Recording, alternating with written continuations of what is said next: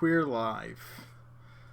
We're actually live. I said we're live now when I popped it in Discord because I didn't want to put a Discord timestamp for 5 seconds later.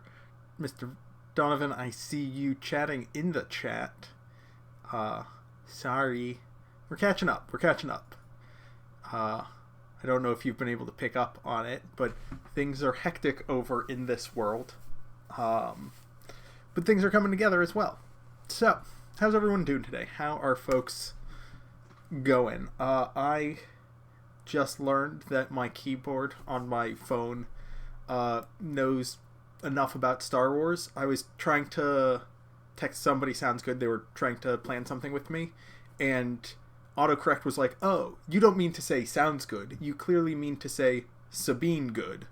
So that's where my autocorrect lives today. And it's not wrong, it just wasn't helpful in that moment. Anyways, as always, we're back together to talk about deck problems, deck list problems, mark cards, and deck checks. Mr. Donovan just put together the Executor Lego set yesterday and had so much fun. I have it in a bag. I know where it is in this space, and it's right over there. You can... I'm very excited to build that. I think I also have... I can't remember what other ship I have. I can't remember if it's the Invisible Hand or the Tantive. I think it's the Invisible Hand. I think I have 2 ships. I don't know. I have stuff in a bag and it's in boxes. Everything's in boxes. Except for that Star Destroyer that you can see there. And there are a couple more hiding Star Destroyers. So, in any case, welcome back. Let's talk about decks and deck list problems. The Death Star got put in a box. It is, in fact, that box right there, the one on top. It's just in there on its own with a bunch of bubble wrap around it, and it fills up the whole box. And I'll probably have to rebuild some of it, but it should be fine. Any case, deck problems. So, just diving right in, along with the standard disclaimer, this policy is going to evolve. These lessons are very weird to write at this point because I know what future policy is going to be, but that policy isn't real yet, and so I can't teach it to you because the underlying framework isn't there to support it, and so it would be incorrect to teach you that stuff. And so this isn't wrong, it's just different than what it will be. And so there have been some struggles in me, and there's some places where I'm seeding stuff that will be coming to be more formalized in the future. And a lot of it is I try to get that philosophy in and try and focus on the philosophy more so than the actual fixes, because it is going to be changing so soon, and so soon being in the next 6 months or so, I hope. Not like immediately, not before Galactic, certainly. But while the focus should ideally be in these lessons on the infractions, the definitions, examples, penalties, fixes, I'm focusing more on philosophy because that's less likely to change. Whereas the actual details are more likely to change. Seratar says not before Galactics. No, not before Galactics. It's possible that we have like a draft ready to go for Galactics, but the policy update was submitted like as soon as we were done having, for set 5, was submitted as soon as we were done having the conversations in Minneapolis, and we didn't have time to rewrite the whole document. We just had time to rebuild the philosophy from the ground up and know what we want to write. It's still dozens, if not 100+ pages of writing that we need to actually do and make it consistent and go through editing and globalization. There's a lot to do before it's ready, and we want to take our time with it so that we're not going to make it perfect the first time around, but we want to make sure that we have a solid landing and a solid first step, because if it's weaker or worse, or if there are significant gaps in policy, that will, especially after a major overhaul, that'll be concerning and problematic. And so we want to take our time and do it right rather than rushing it out. But deck problems. When does a deck become a deck? When does a pile of cards become a deck? For the purposes of a tournament and for enforcement. We're going to talk about some extreme examples. If you are playing at home and you're playing an event tomorrow, your deck at that point is clearly not your deck for the event. You arrive to the venue. Is your deck at that point? No, because you haven't even submitted a deck list, and so there's no way we could verify it's that deck, and you might not have some cards. In between rounds, you want to buy some sweet alt arts or alternate frame cards, and so you take out your originals, and now you have a 47 card deck. Is your deck at that point? Also no. What about during a match between games 2 and 3? You sideboard out 6 cards, and then you're like, these cards are bad, I want them out. What cards do I put in? And you're mulling over what sideboard cards to put in, but you currently are holding a 44 card deck. Is that your deck? For all of these, the answer is no. If you were like, hey, can I see your deck? It would be unreasonable to issue a penalty for having an illegal deck, a deck that doesn't match the deck list at that point in time, because that's not the deck that the player is playing. There are many reasons why a player's deck won't match their deck list during periods other than in the middle of the game. Between rounds, they may have been playtesting, they may have been trying out a sideboard strategy, they may have just not de-sideboarded from the last round, they may have bought cards, they might have sold cards, they might have traded cards with the intention of replacing them or the plan to replace them with the cards in hand, just not in the deck. So, a pile of cards does not become a deck until it becomes a part of a game. It can be a part of a match and still not be a deck for our purposes, because during sideboarding, a deck can be illegal temporarily.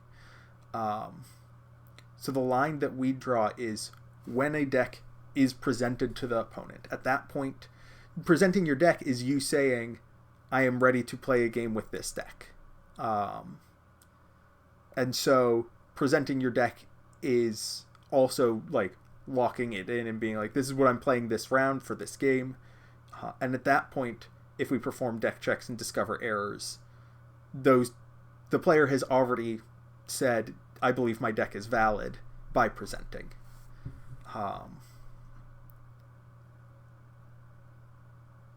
So, unless a player has presented a deck, cannot get a deck problem because they don't have a deck. And it's okay to not have a deck when you're not playing a game. What else is a deck? The sideboard is kind of part of the deck.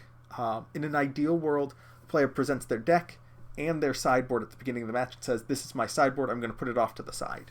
We want it so that, you're going to put your sideboard to the side of the board. Crazy how that language works. The reason we want to do that is that we want it so that when a player is focused on their own cards during sideboarding, they don't have to pay a ton of attention to what their opponent is doing. If your sideboard is in your deck box and there's a bunch of other stuff in your deck box, and your opponent looks up and sees you riffling through 30, 40 cards and sleeves in your deck box, they're going to be like, hey, that sideboard is massive, what's going on here? And if the player's like, yeah, I registered 10 cards in my sideboard and have 30 other cards that I could plausibly play in case I wanted a different sideboard, it's going to be real hard to convince me that that's actually what's happening here and you're not running a 40 card sideboard. Especially if they're all sleeved the same.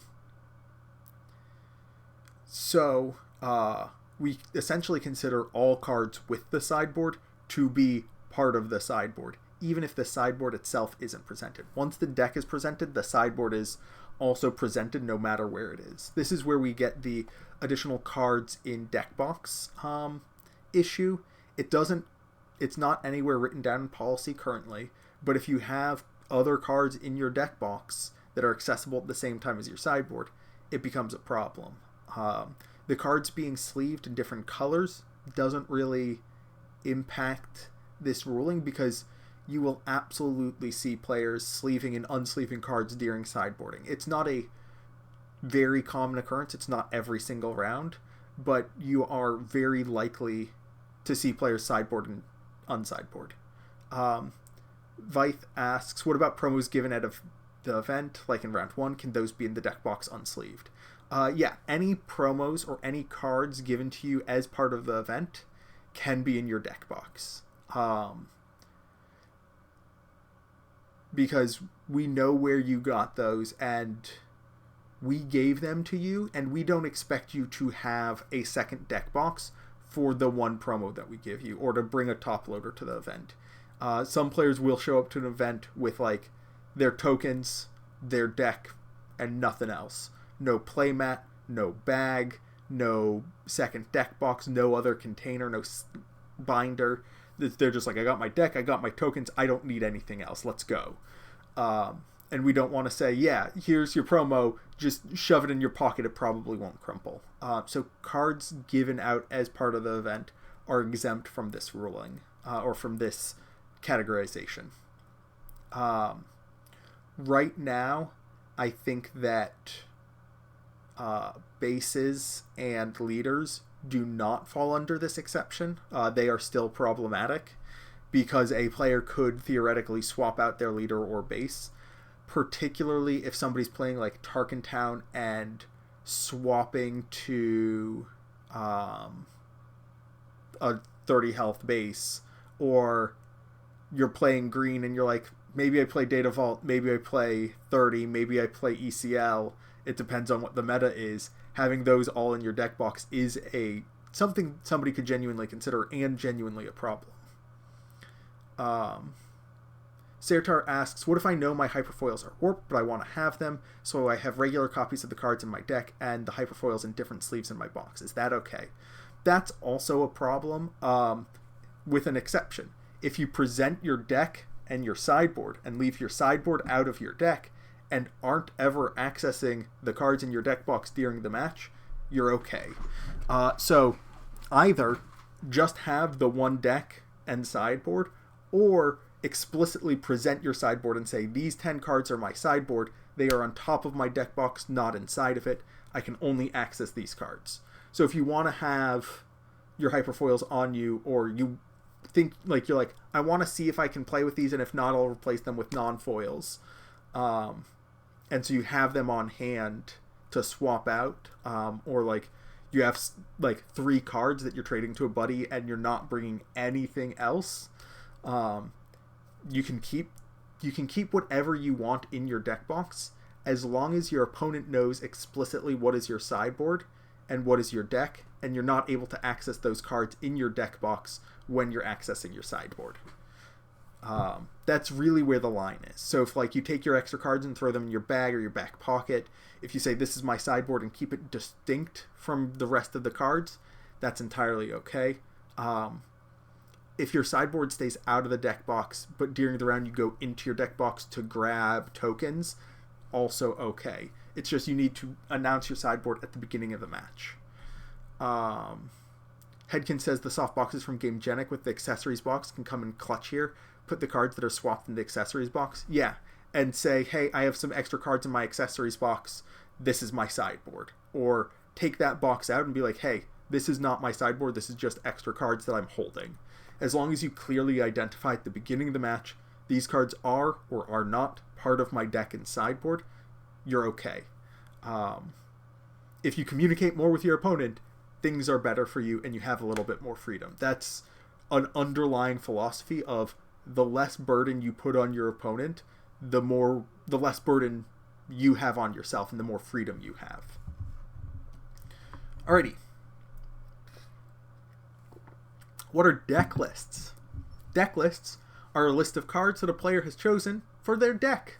In competitive tier events, and therefore events that require deck lists, they must play every round with the registered deck and sideboard and begin each match with their deck as submitted for the main deck, no pre-boarding is allowed, even in best of ones.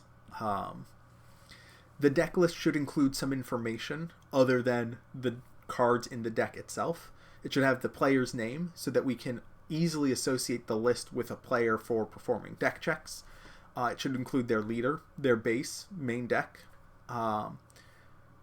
Will also include a sideboard, but you're not required to include a sideboard. It's a 10-card maximum. There's no minimum sideboard, so if you want to run 0 cards in your sideboard, you're okay. If you want to run 2 cards, also okay. It's also encouraged to have players include their SWU ID if you're not using a tool that links the deck list to a player profile, to help disambiguate players with the same name, and so that people can track the same player over multiple events if you're collecting data on a large scale. Speaking of things with the same name, it's important that players clearly and unambiguously identify each card that they're playing. Registering Chewbacca doesn't clearly identify a card in Unlimited, as there are several different Chewbaccas. You could say, like, Pilot Chewie would be unambiguous to me. I know what card they're talking about. If they ever reprint Pilot Chewie, or print a different Pilot Chewie, like an Aggression Pilot Chewie, that would be no longer unambiguous. But if you include the name and subtitle, you're good. You don't want to include just the subtitle, because a lot of subtitles are also the names of events. I mean, Never Tell Me the Odds is a leader, not a unit, and so you wouldn't confuse it with a card in the deck list. But if you wrote 3x Never Tell Me the Odds, and you're using subtitles to identify unique units and not including their names, there could be some confusion there. There are a couple other unique units that have subtitles that are events. With regards to ambiguous names, though, it is up to the head judge whether or not a name is ambiguous. If they can look at the deck list and they're like, oh, I know what this card is, I don't have to look, that's okay. Headkin says it's on Melee's shortlist to have subtitles on the digital lists. I think they got subtitles on printout lists in time for Minneapolis. I don't know if they've managed to implement it for digital lists, but if they have it for the physical lists, I think that they would have it for digital. And with Melee, at least, mousing over shows you the actual card, and so you can confirm relatively easily that way. It's just that some stores or players might submit paper lists sometimes, and so this is more for them. Furthermore, like, digital deck lists mitigate a lot of deck list problems. I believe Melee will throw warnings and possibly not even allow you to submit a deck list with under 50 cards or under whatever your deck size is based on your base. More than 10 cards in sideboard. If you are breaking any quantity restrictions, so if you have more than 15 Vulture Droids, 2 leaders, 2 bases, 4 of any card, it'll throw a warning and be like, hey, you're not allowed to do that. And that knocks away 95% of deck list problems, because the vast majority of deck list problems in pre-digital eras was just clerical errors or players getting lazy and writing subtitles for something or colloquial titles. Like somebody might write SLT for Super Laser Tech. Or if somebody might just get used to writing Tech for Super Laser Tech during set 1, and then in set 2 they print the card Tech, and that player's like, yeah, I'm running 3 Super Laser Techs, I'm playing a villainy deck, absolutely not running Tech in my list, there's no smuggle payoff. I mean, Tech's good even with the cost. Anyways, somebody might get in trouble for that. But again, for paper deck lists, and even digital deck lists, if there is some ambiguity, it is up to the head judge to determine if the identification is unambiguous or not. Somebody writing Lieutenant Childson, that's fine. Writing For a Cause, I know what card you're talking about. Timely, though, it used to mean only timely intervention and I would have accepted it, and then they printed timely reinforcements and it's no longer unambiguous. Deck lists also aren't final until the event requires them to be submitted. If a player submits a deck list before the deadline and they're like, wait a second, I hate my sideboard, I want to change it, they're allowed to do that. Melee has tools to set up a deck list submission deadline, at which point players can no longer edit their deck lists. I usually set that for 5 or 10 minutes after the scheduled start of the event, because if we have a player meeting and are distributing goodies, I just want deck lists locked in before round 1. And the number of times I've had a player at 8:59 or 9:59 jamming on their phone trying to type in their deck list, and it ticks over to the top of the hour and it closes and they've written out 59 of the 60 cards in main deck and sideboard, and they type in the last one, they hit submit, and it's like too late, you don't get a deck list at all. Just extending that deadline by like 5 minutes means that the vast majority of people who are putting in a good faith effort to get their deck list on time get their deck list in on time, and no advantage is gained because nobody's playing with the deck list, so they're not able to take a look at what folks are playing and change their deck list to alter that.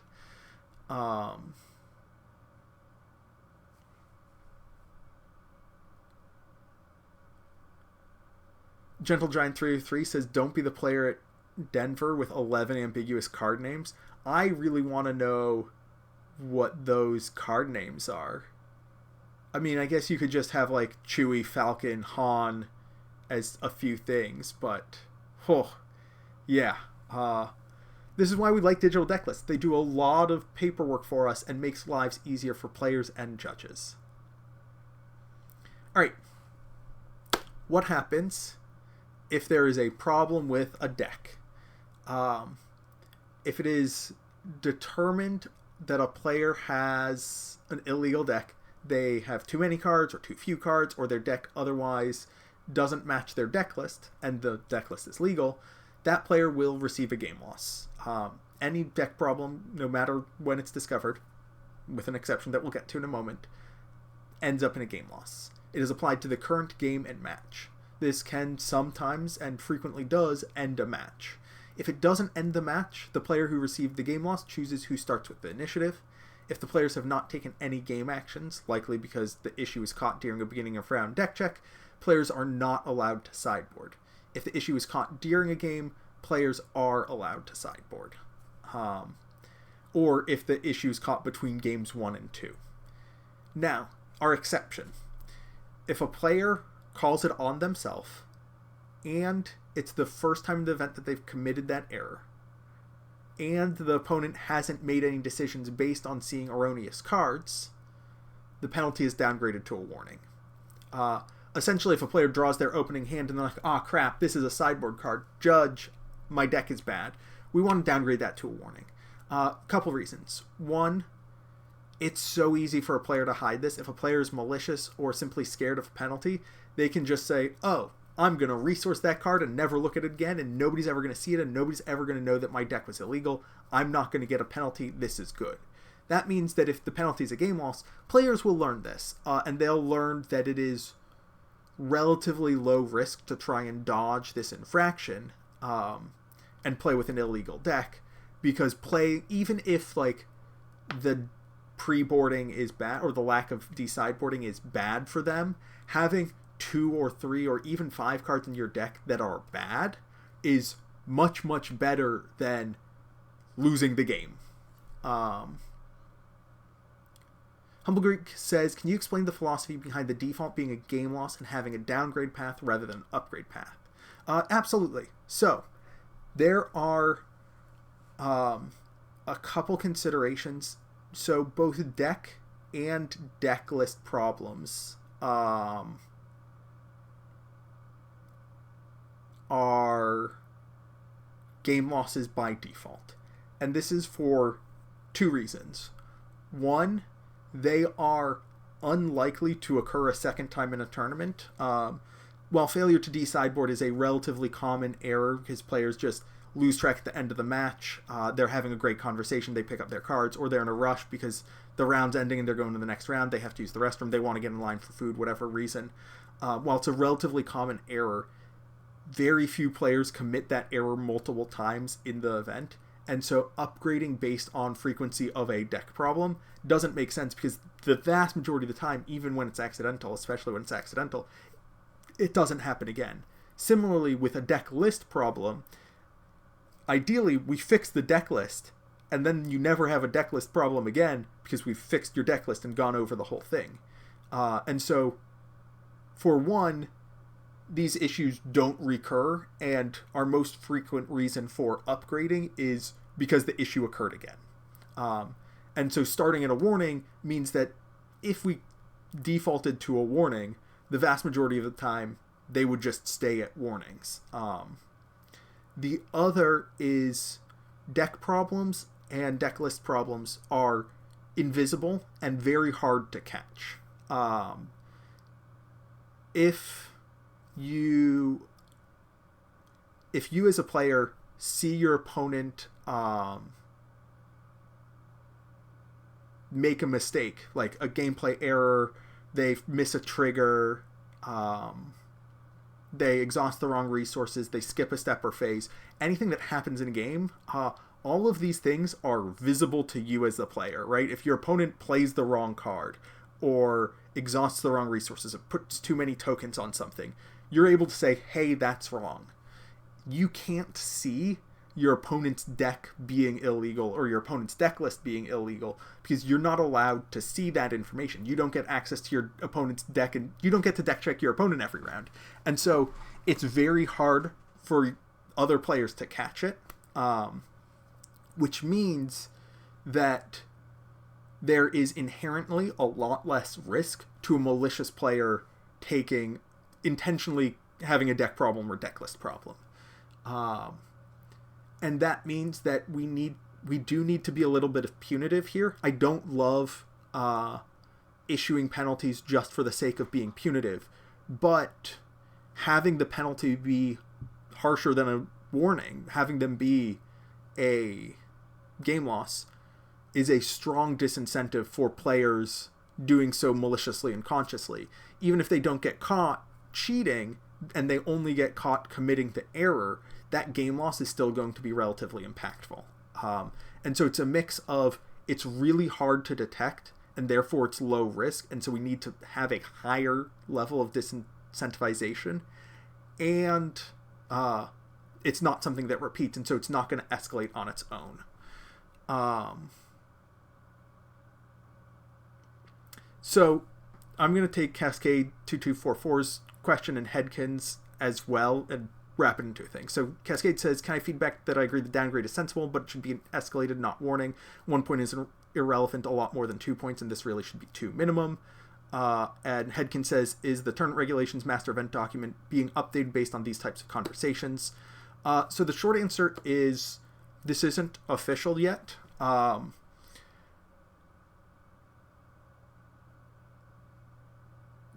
There's going to be a complete overhaul, as I was mentioning to Sertar earlier. Ideally, it's ready by set 6. And when I say complete overhaul, I mean everything is gone and everything is new. I don't want to spoil things, but because we're not finalized on anything, but we're changing a lot of things on a very fundamental level. There are some things that a lot of folks are just like, yep, this is how the world works for Star Wars Unlimited policy. They're just going to be gone. Some stuff will remain the same. There are some things that are good and core and make sense and fit for the game. But I spent a week in the offices with FFG talking about the changes that we all wanted to see. And so those changes will be coming. It's on my to-do list. However, also on my to-do list is create the rest of the level 2 content in the level 2 exam, and also the Legends of the Force update material, and update the level 1 material and apprentice material for Legends of the Force, and update the level 1 exam for Legends of the Force, and also move. And that's all due beginning of July. after July, and then after that I have Galactics. But after July, I'm going to be able to spend a lot more time on working on that other project of helping FFG revise and update the policy docs. I know that we call, this is a like small pet peeve of calling like the CR 5.0 and like master event document like 5.0 based on what set we're on, because those are really minor patches, relatively speaking. It's like, hey, we're updating one or two things, but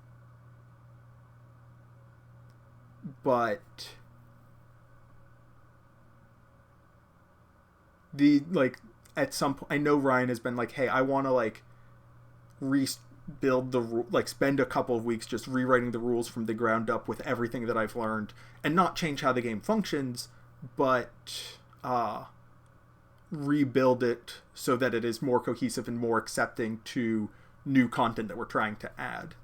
Cascade2244 says, so on the everything is gone, everything is new, as judges that's kind of terrifying. You won't need to relearn everything because a lot of it is philosophy, and if you're following the lessons, a lot of the stuff that I'm saying that isn't currently policy, I'm like, hey, here's a thing that you can consider, or some of the things that I'm pushing that aren't written policy are inspired by these conversations. I think my expectation is that these documents go live with set 6, and that would give you about a month before, if pattern holds, that wave's competitive tier events. And so that gives you some time to study if you get no warning, if it's just it's released by FFG, and then your next competitive event you're expected to have it. I'll see if we can get an early version. I'd love to have a draft ready for Galactics to share with the judges there and be like, hey, let's talk about this on a philosophical level. We're not going to implement this directly because it's a significant rewrite. I'd see if I can get permission to share it with the judges, maybe just L2s, maybe L2s and L1s when it is being sent off for approvals, not the final version. However, I know that FFG also wants to make sure that they don't have conflicting sources running around. But I think with a change of this magnitude, more time with it is better.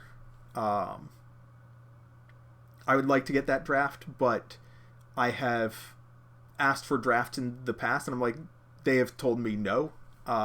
And so I can't make any promises on that front.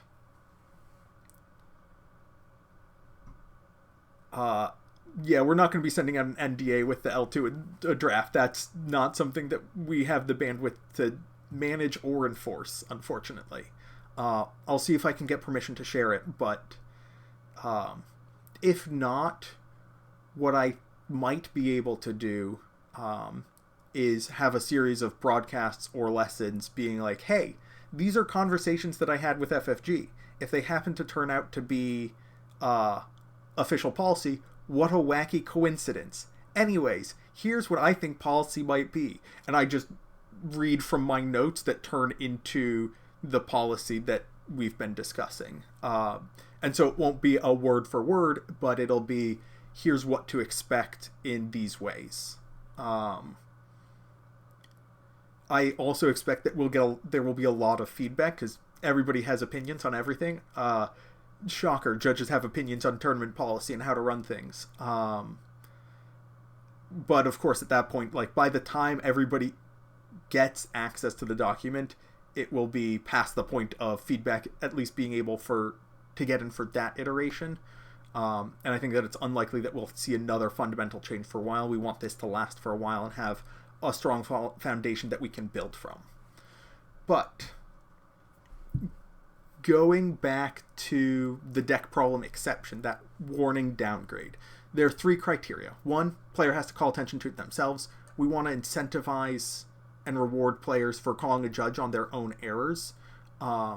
They don't have to be the one who actually raises their hand and calls for a judge. They just need to be the one who brings it up in the game. So if I look at my hand and I say, "Oh crap, I have a sideboard card in my hand," and my opponent says, "Oh, we should call a judge." Even if my opponent calls a judge, I am the one who brought attention to it, and so it qualifies for this downgrade. Second, this only applies the first time in a tournament that this happens. If you fail to decide more than once in a tournament, it's going to be a game loss. We can't have you being that sloppy throughout the event. Third, the opponent can't have potentially made decisions based on the erroneous cards. This is a weird sentence and phrased somewhat colloquially.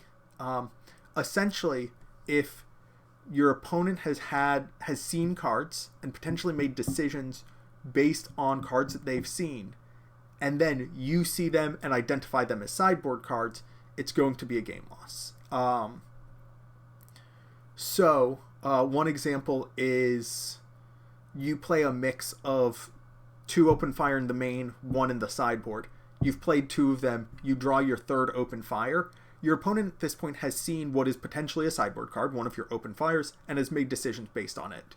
The game has been damaged by this, and we can't fix it, so it's a game loss. Or your opponent plays Annihilator, looks through your deck, sees that you have 3 open fires, and starts making plans around that, even though you should only have 2. You later draw an open fire, and you're like, wait, this is a sideboard card. Judge. At this point, your opponent has, again, made decisions based on this, and it's not really practical to rewind to the point of that decision, because we don't know where that decision has been. It also means that, like, if you are discarding cards off the top of your deck and you reveal a card, and you're like, oh crap, that's a sideboard card, if your opponent is seeing it at that point, like, that also falls into the game loss territory, because it's harder to hide it at that point. It's when you can hide things. We want to reward you for not hiding them.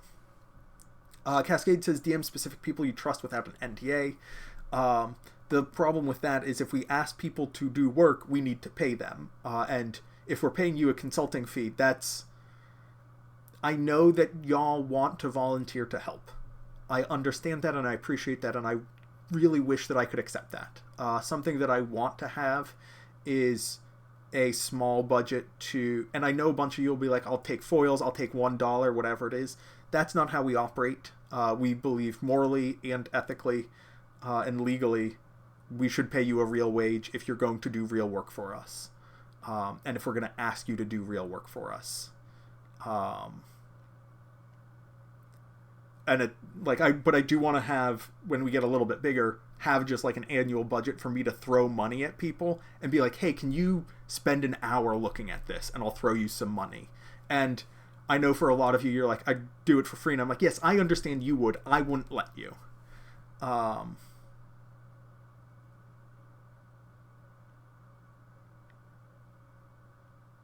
But yeah, I understand that, like, this level of change is significant and intimidating, and I hope that I'm able to shepherd you through it in a way that is not too terrifying. What we'll probably do is, like, when that document is released, and if CR 2.0 ever gets released and we have a fundamental rebuild, we'd probably just do a live stream and go through the documents and just say, let's just talk about this until we get through every single page, just handle questions. That sounds like a great time to do a 24-hour stream. I would love to have my biggest co-conspirators in this were Ron Longy and Corey Scott, both members of the FFGOP team, and just getting the two of them on a broadcast with me just to talk about, because people are going to be like, well, what about this? Have you considered this? Let me tell you, we've considered it. We spent a full work week in office in a meeting room together.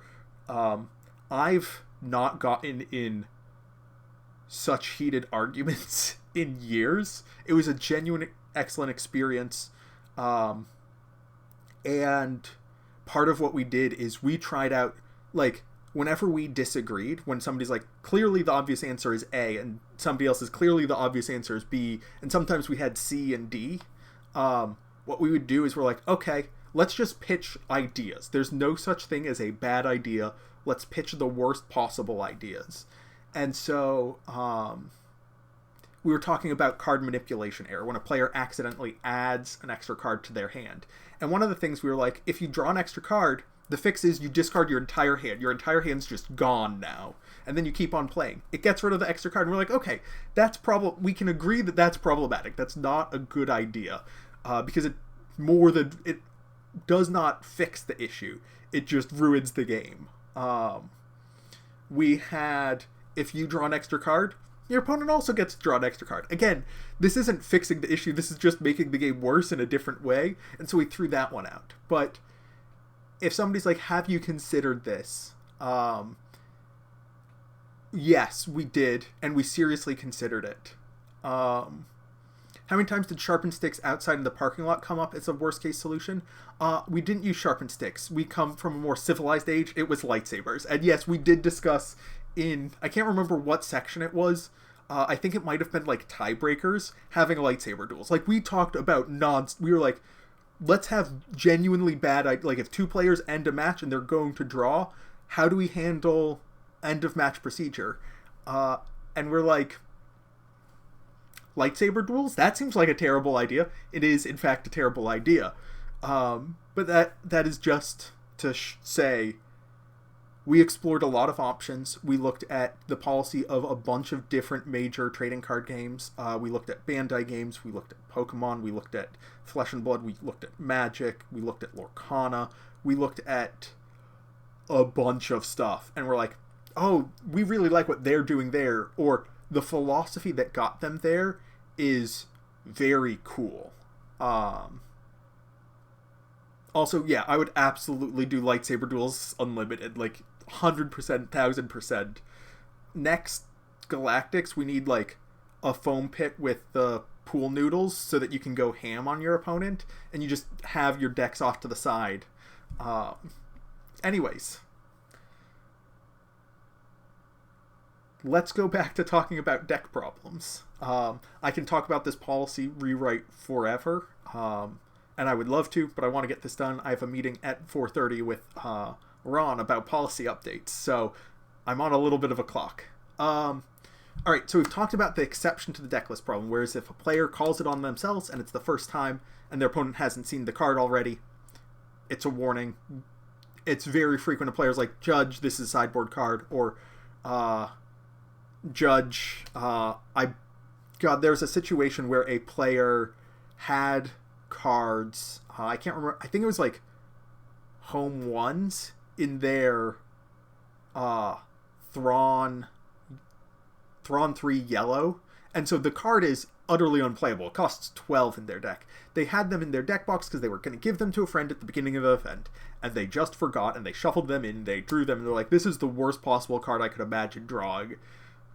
Judge, please help me, I'm ready for my game loss. I'm like, we can do better than that. So, once you've identified all of the issues, once you know what all of the illegal cards or misplaced cards are, we can fix the issue. When fixing a deck problem, if a player calls you to it, my recommendation is check the sideboard first. Those 10 cards are easier for the player to verify than the 50 cards in their deck, because they'd have to look at the deck, they'd have to look at their resources, they'd have to look at their hand, what's in play, their discard, if their opponent's taken anything, especially if they've captured a card. There's just a bunch of places to look to see if a card is in a place that it shouldn't be, make sure that they have everything. If you look at your sideboard, you're like, hey, I have 13 cards here. That's a problem. These 3 should be in the deck. Or, hey, I have 7 cards here. I'm missing 3 cards. Or, hey, I have 10 cards here, but half of them are key main deck cards, especially in this matchup, and I really wish I could have them. So I recommend checking the sideboard first because it is easier to do, and because a player's allowed to look at their sideboard during the match, it's less disruptive. If a player ends up having to look at their deck, that could be more disruptive because we have to, shuffle the deck. If we're not able to identify it just by looking at the sideboard and we're not 100% confident, look at the deck, it's fine. If there are multiple cards that need to go back into the deck and or hand, we're going to be shuffling the unknown portion of the deck anyways, so it's not really that important. So, If you have too many cards in a deck, you remove the incorrect cards. If you have too few cards, you add the cards that should be there. Or if it's the wrong cards, remove the incorrect cards, add the correct cards. It's a relatively straightforward process. While doing so, you want to maintain the order of the deck, especially if there are known cards. As we were discussing in Card Manipulation Error last time, sometimes a player will know the bottom 8, 10, maybe even 20 cards of their deck due to search effects putting cards on the bottom of their deck. You'll recheck those just to make sure there aren't any erroneous cards in those zones. But if a player looks at those sections also need to be independently re-randomized, if possible. So if you had like 2 Vader triggers or 2 Ewing reinforcements, you'd take like a chunk of 8 and a chunk of 8 and shuffle those 8, shuffle those 8, shuffle the whole deck. It's a lot of randomization, but we don't want to know the order of the bottom of our deck because later in the game, that information is something that can come up. If one or more of the erroneous cards were in the player's hand when the issue is discovered, the player draws a card from their deck to replace it to ensure that they have the legal number of cards in their deck in hand. So essentially they were supposed to get a random card, they do get a random card. It's not, you don't swap it with the card that is coming in from the sideboard if a card is coming in from the sideboard, it's just draw a random card from the deck. Once the deck has been restored to a legal state, the game can continue and the player receives a warning. If it's discovered during a deck check, the opponent catches it, it's their second time, it's just a game loss and you go to game 2 and you're allowed to sideboard and change your deck, and we don't need to fix anything because the player can fix the deck on their own at that point in time. If a player does not have sufficient cards to fix their deck, they somehow lost cards. Main deck cards are, this is a future fix that we're slightly doing now. I think we might have a clarification on it. I don't know if we have a clarification or if it was just policy that FFG recommended be used at, I believe, Denver, and then was used in Denver, and I think to some degree in other events. But if you don't have the cards that you need, and we'll talk about this a little bit more in Marked Cards, we take cards at random from the sideboard and add them to the deck until we have a legal deck. So if you end up losing 3 cards, you have a 47 card deck and a 10 card sideboard. We'll go to your sideboard, select 3 cards at random, add them to your deck, and say, this is your deck now until you're able to find replacements. So let's just say we got lucky and your sideboard is all Swarming Vulture Droids. We'd say your deck list is now 47 cards plus 3 Swarming Vulture Droids.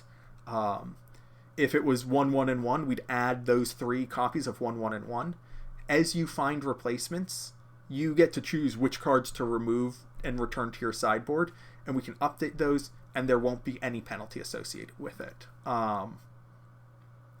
We want to make it so that you're not getting penalized when we discover the error and when you fix the error.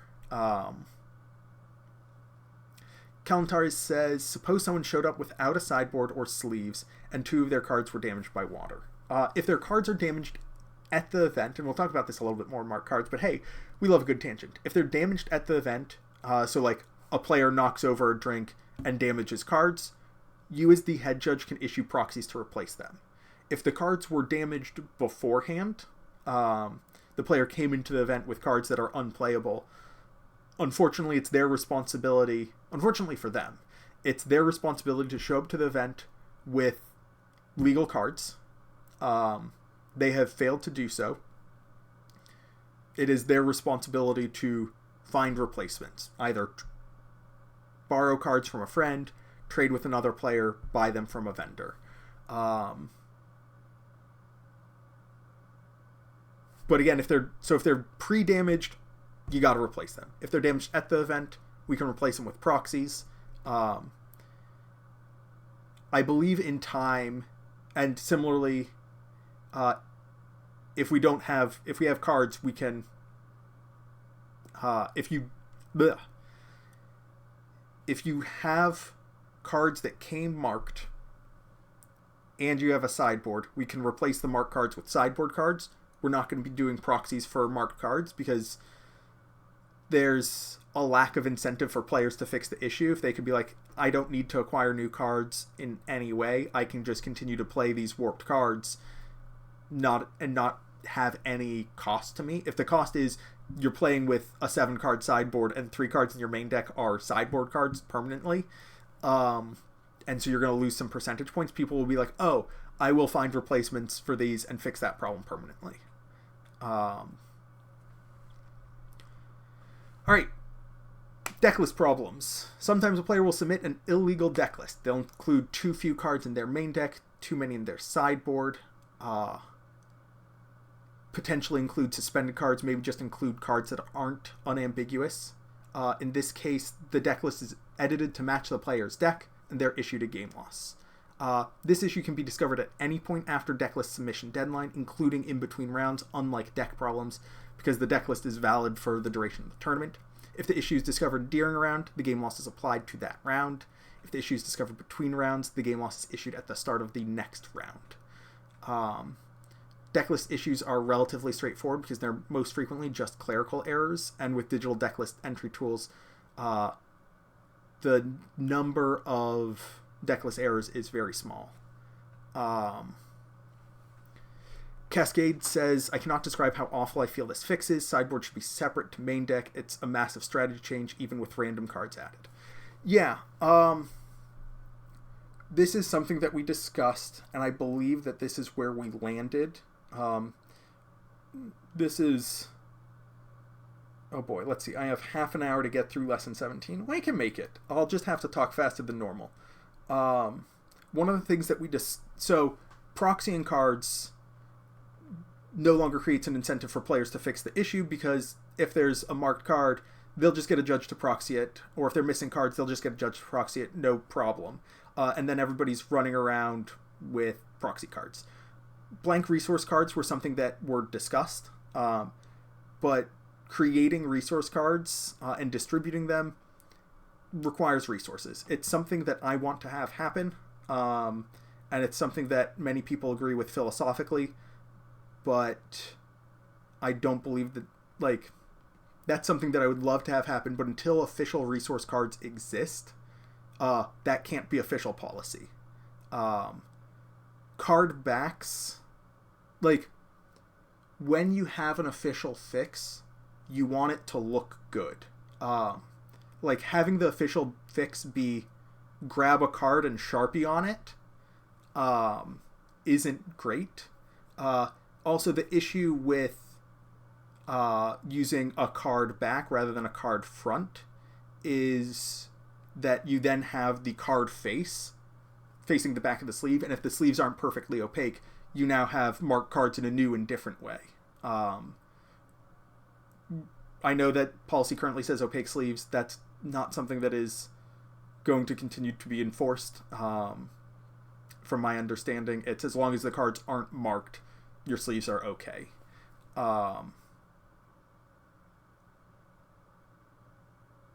And so while I would love to have resource tokens, I don't think we're going to get them until we have actual, like, have that as policy, until we have actual resource tokens.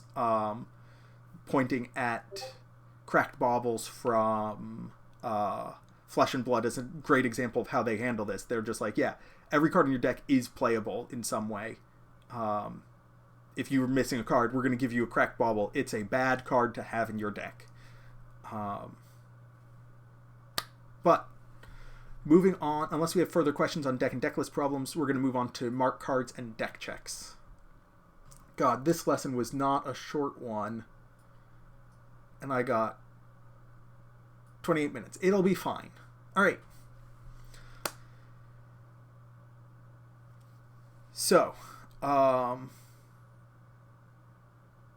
Shield and XP tokens don't work because they don't have card backs, and so they have another card face to them. If you had, like, Shield or XP tokens with the Star Wars Unlimited card back, would love to use them. But I don't want to do having a half-baked solution. I would, at this point, I think I and FFG would rather wait a little bit to have one fully baked solution, rather than a series of half-baked solutions and changing it more regularly, because we do want policy to remain somewhat consistent, and while we could incrementally improve it, they find it functional, and having some consistency is value. But mark cards. All right. So it's easy for us as folks, players of the game, to agree that if a player is able to know what card they or their opponent is about to draw, what card is on top of their deck, that can grant them a significant and unfair advantage, and we shouldn't allow that.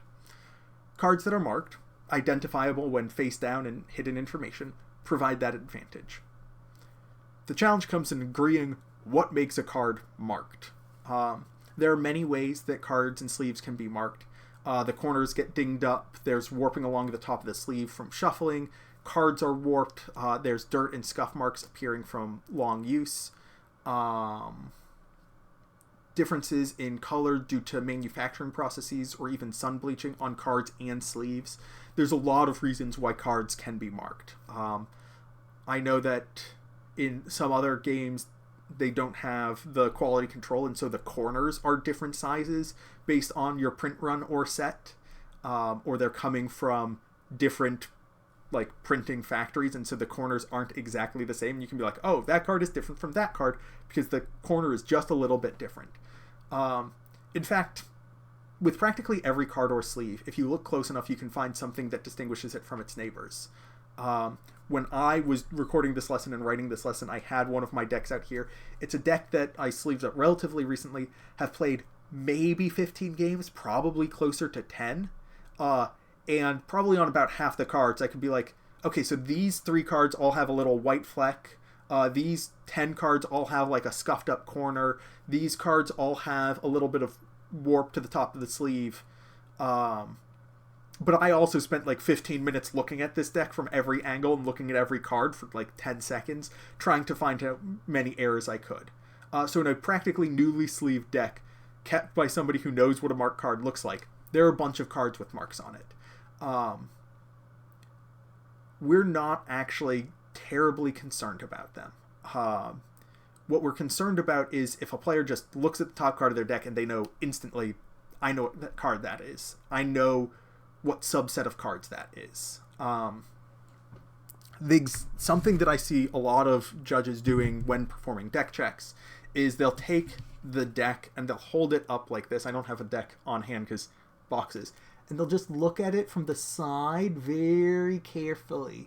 And they'll be like, oh, I think I see a mark. Let me pull that out. And they find a card. And then they shuffle it up. And they do this inspection again of holding the deck up at eye level about 2 inches away from their face for 10 or 15 seconds, and then they pull a card out. That card may have a marking on it, but it is not a marked card. You can join the Jedi Council, not the rank of Master, etc., etc.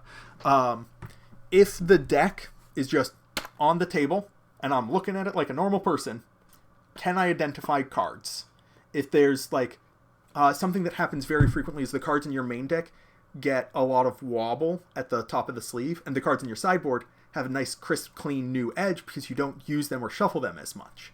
And so it's easy to be like, oh, these cards have the wave at the top, that's a main deck card. Card is flat, that's a sideboard card. Similarly, other cards warp and bend, and you're like, I know that this is one of my 5 cards of this subcategory.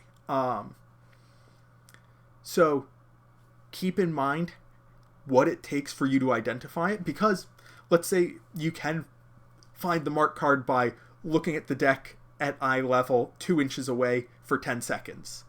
If a player's doing that before, like, they draw 2 cards and then they lie their head down on the table and just stare at their deck for 10 seconds, their opponent's going to be like, Judge, my opponent's doing something real weird. I don't know what they're doing. I'm not going to accuse them of cheating, but they're staring at their deck in a real weird way for 10 seconds every time they draw a card to see where stuff is in their deck.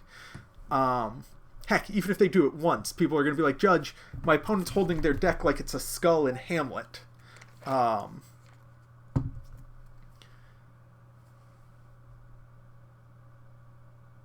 But if you do discover marked cards, the issue needs to be addressed.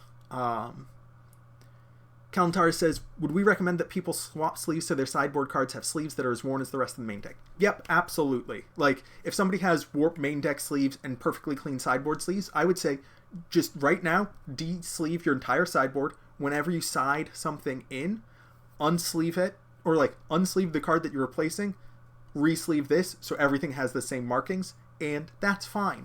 If every single card in your deck is warped as a Pringle or a fresh Magic promo, because I'm not going to slander certain games, you're entirely fine as long as they're marked all in the same exact way. As long as they're not distinguishable from each other, you're golden. If you catch mark cards and you believe that a player is aware of them and maybe taking advantage of them, let the head judge know and they should investigate. If you believe it's an innocent error, which is very common, the issue needs to be remedied. The cards or sleeves that are marked should be replaced and the player issued a penalty along with penalty points. If there are only a few marked sleeves and the sleeves of the sideboard cards are unmarked, so let's say you have a couple with dinged up corners or scratch marks on them, but not warp, just use the sleeves from the sideboard. Sometimes a significant portion of the deck will need to be resleeved and the player will need to acquire new sleeves. Assist the player in resleeving their deck to expedite the process. One person unsleeving the other person sleeving until the entire deck's unsleeved, and then two people sleeving up the deck saves a ton of time. Now, if you believe that the player is not cheating, the number of cards needing resleeving is significant, and that the advantage the player would gain by completing their match with these cards is very minor, you can consider having the player replace their sleeves at the end of the match. This is for the case where, like, 25 cards in the player's deck are sleeved. Every single, like, card name has a foil and non-foil copy or a warped and non-warped copy.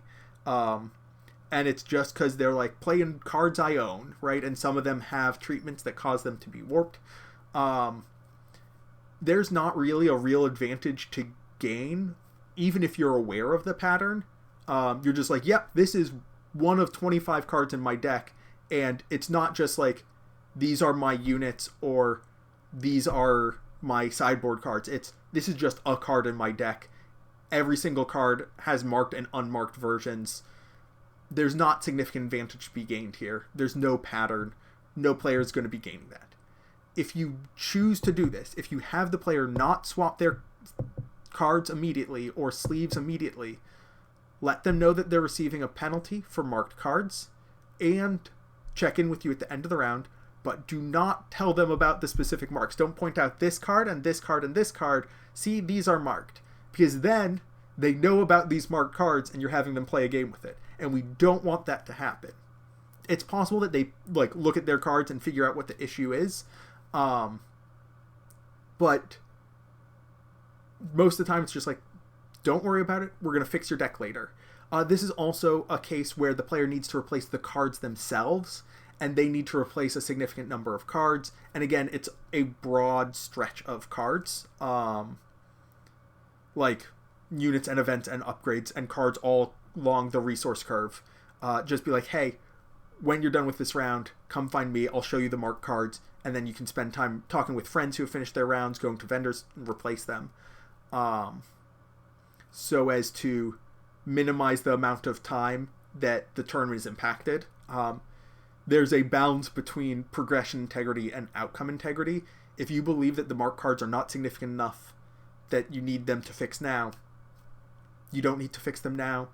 Have them play the match. Now, if it's like, yeah, all of my capital ships, I have special treatments of them, everything else doesn't have a treatment, and so these are marked, or all of, like, my basic cards, all of my, like, non-legendaries are unmarked, and all of my legendaries are marked, or the other way around. There's a distinguishing between the two. Like, everything is foil except for the expensive cards, but they're all high-end, like, late-game bombs. It's like, okay, those cards are identifiable. You can be like, hey, that's a late-game bomb. That's not something that you're going to want to sit on. You're going to be like, hey, these need to be replaced.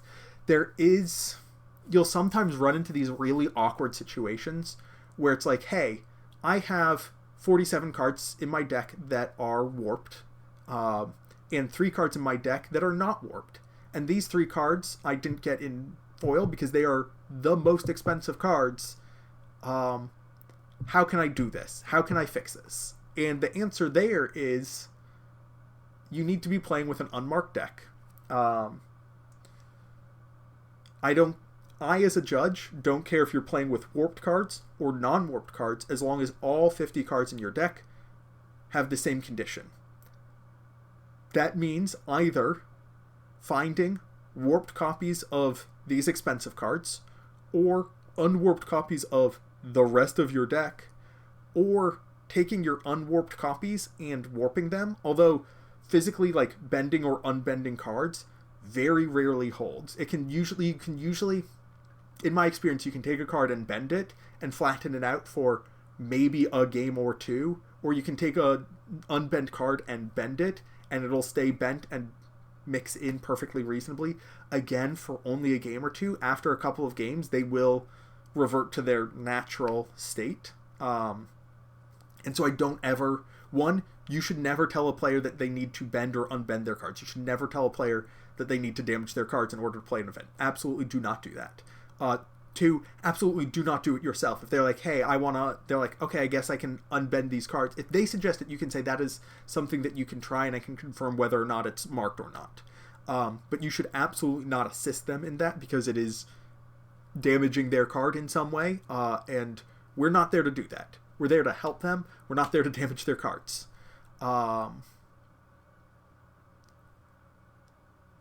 Like with the deck problem, if we are not able to replace the cards, if we believe the cards were marked during the course of the event, this is more likely to be a thing for a limited event where the player got the card, they opened the pack, and they're like, hey, I have this foil and it's already a Pringle, or I get to play with a promo and it's an individually wrapped promo and it came curved as all get out. You can issue a proxy for cards that were marked during the course of the event, or somebody like spilled soda, or I've had somebody like run a chair over a card and just crunched it all to heck. Replacing that card with a proxy, entirely okay. If the player showed up to the event and their cards were marked, we're not issuing proxies for that, and we're using the same process that we used in Deck Problem, replacing it with cards from the sideboard at random until we have sufficient cards in the main deck. If there are more cards marked than the player has sideboard cards, they are unable to play matches until they find suitable replacements. The player is not disqualified, although they'll tell you, why are you disqualifying me? And you're like, I'm not disqualifying you, I'm just saying you lose until you get replacements for these cards that you can't replace. And it really sucks to tell somebody, hey, you're not allowed to play until you find new cards. For a lot of players, they're like, okay, I guess I'll go to a vendor and just buy a new deck. But if you're not at a large, like, if the store that you're at isn't selling singles, or the vendors don't have the cards you want at a larger venue, you're just out of luck unless somebody else has spare cards with you. At the larger events, players usually travel with friends or people that they know from their local store, and are able to borrow cards from somebody. Be like, hey, do you know anybody who has any spare whatever? And it's usually not more than a round or so for the player to get replacement cards and get back into the match.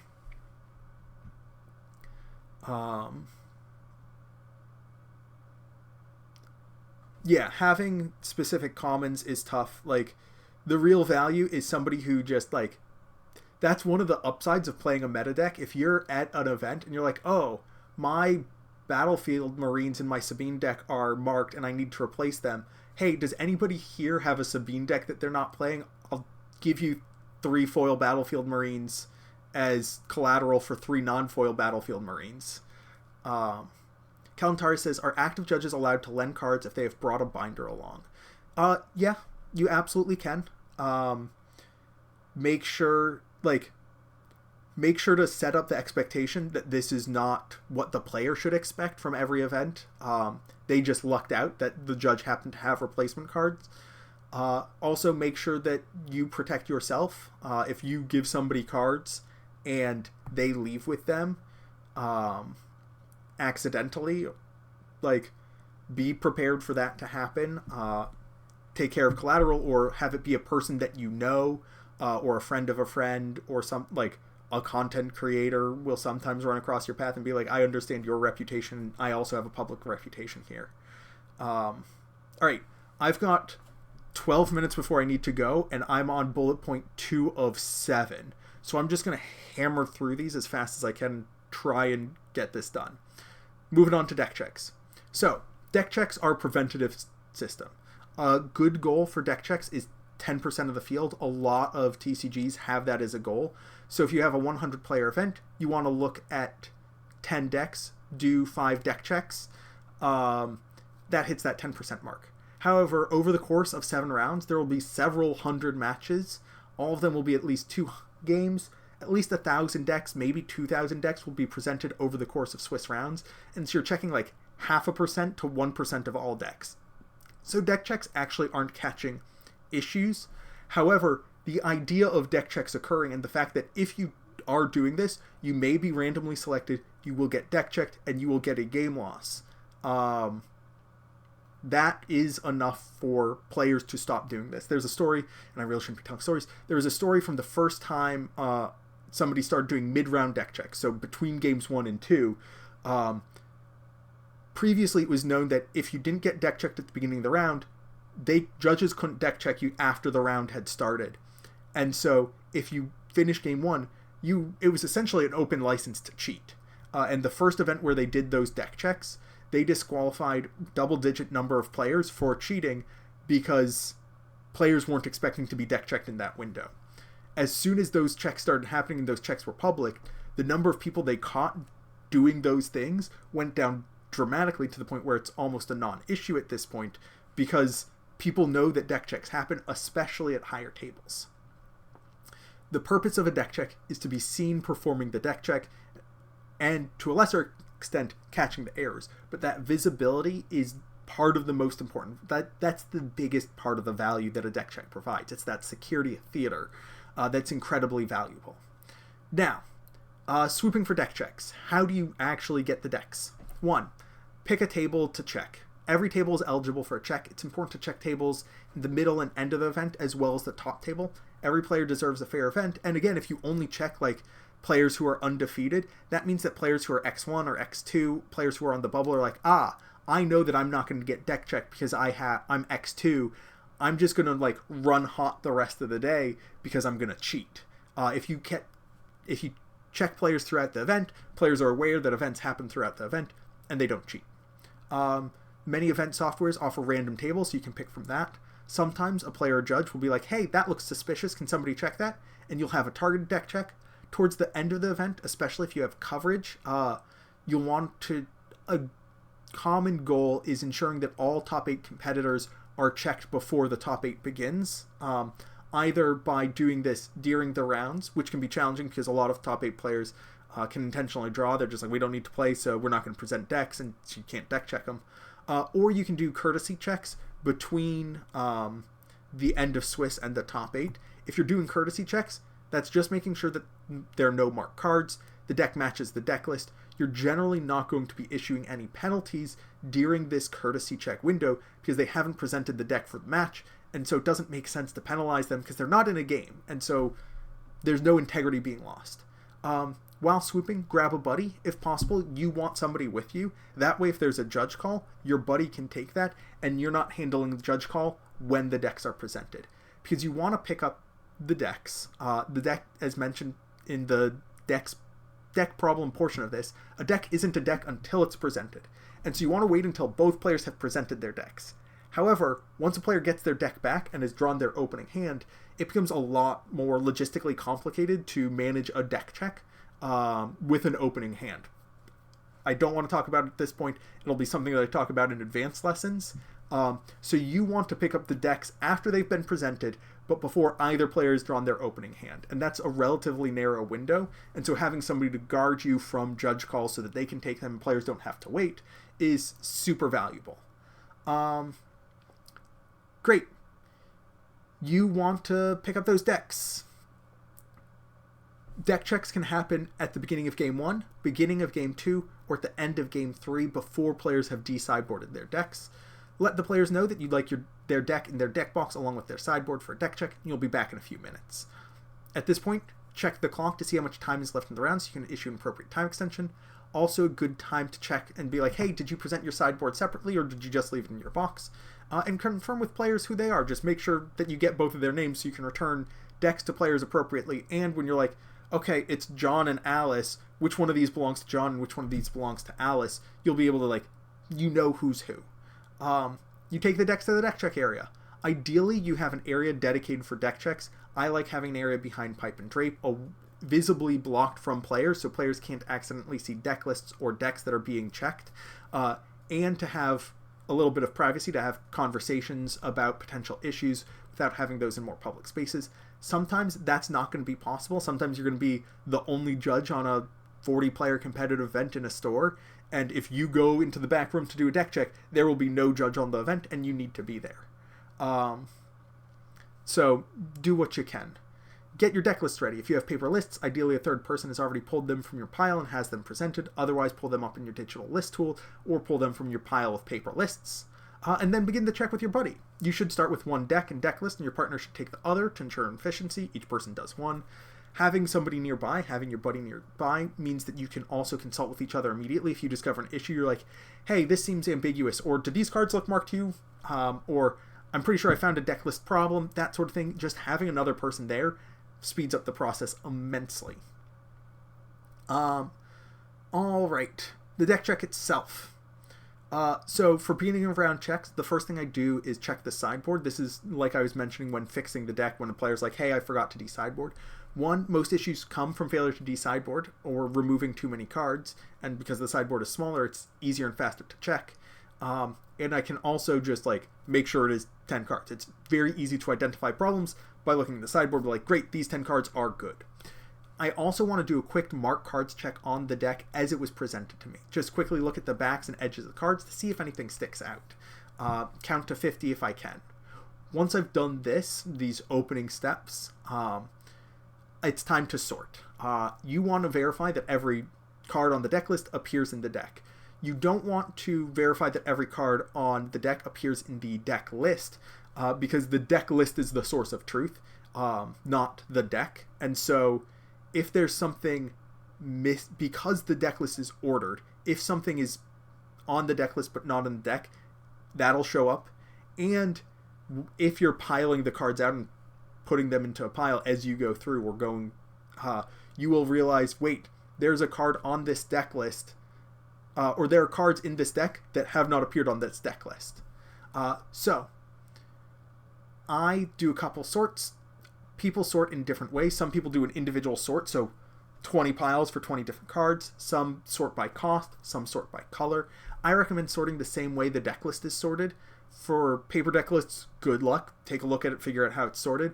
For Melee, that's units separated into ground units, space units, events, upgrades, and then cards with no type in Melee. And so sometimes there's like an event or a unit or an upgrade in a weird place and it bothers my head, but it's fine.